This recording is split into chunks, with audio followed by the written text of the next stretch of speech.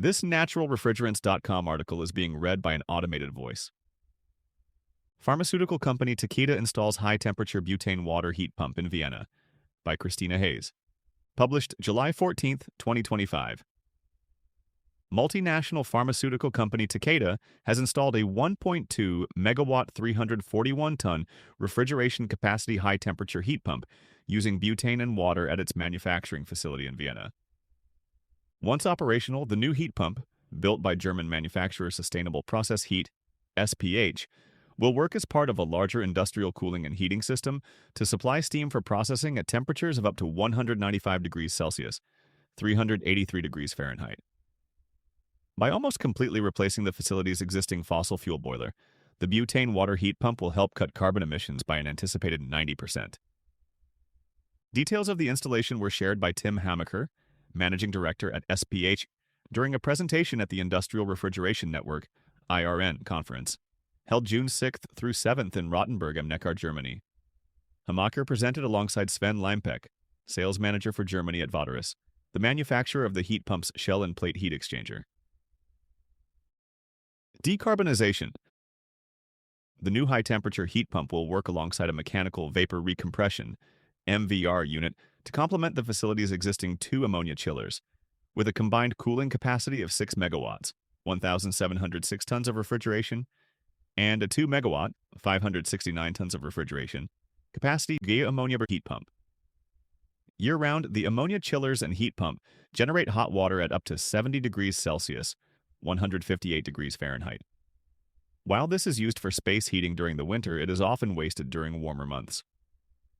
The new butane water heat pump will recover this excess heat and lift it to 115 degrees Celsius, 239 degrees Fahrenheit. The MVR unit then boosts it further to 195 degrees Celsius, supplying steam to the facility's production process. During the 7 months a year when the waste heat is not recovered for space heating, the new heat pump will replace the facility's fossil fuel boiler to produce net zero emission steam, noted Hamaker.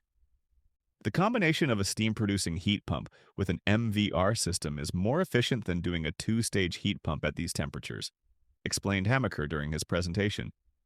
So we are concentrating on doing the phase change between feed water and steam, and then letting the MVR systems do the rest of the list. Factory acceptance testing.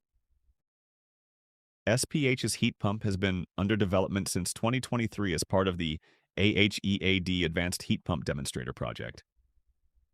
Factory acceptance testing of the technology was completed in April this year, and commissioning was due to take place in early July, according to Hamaker. Together with the Austrian Institute for Technology and Takeda, we have conducted many simulations to build a system that takes heat from the existing heat pumps, he noted. Due to limitations of the testbed, SPH was only able to test the heat pump at 50% capacity, either by running one of the unit's 2 compressors at full load or both compressors at partial load. Under these conditions, the system delivered 600 kilowatts, 170.6 terawatts, of thermal output.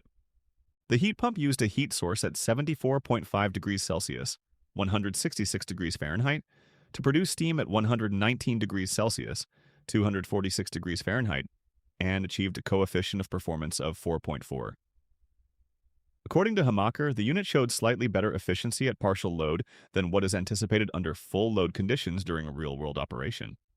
Hamaker said that testing highlighted the importance of controlling water levels in the system to ensure efficient heat transfer and to protect the plates in the heat exchanger.